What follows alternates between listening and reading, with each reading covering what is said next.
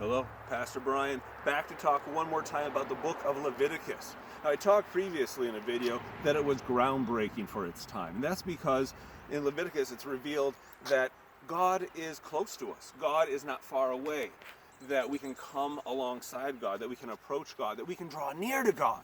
Now, in the ancient world, the gods were distant and fickle and mean-spirited and out to get you, and you never knew what they thought of you or where you stood with them. But the book of Leviticus says that you can draw near. In fact, the book of Leviticus says that it's not that God is distant, but we are distant. Our hearts are distant. And that is why we need to draw near.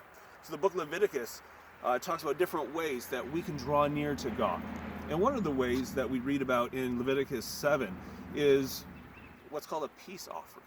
The peace offering was unique because the idea of it is that you can be at peace with God, and you can know that you're at peace with God. This means you know where you stand with God. Not only can you draw near to God, but you can know what He thinks about you. You know you're standing with God.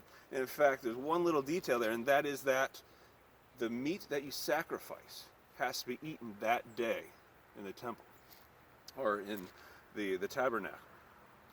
The unique thing is that when you think about it, what do we call it when we eat with someone? We call it a meal, don't we?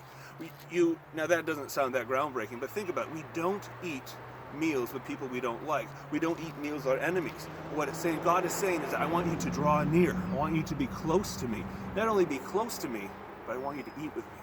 I want to be your friend. I want us to join in harmony with one another.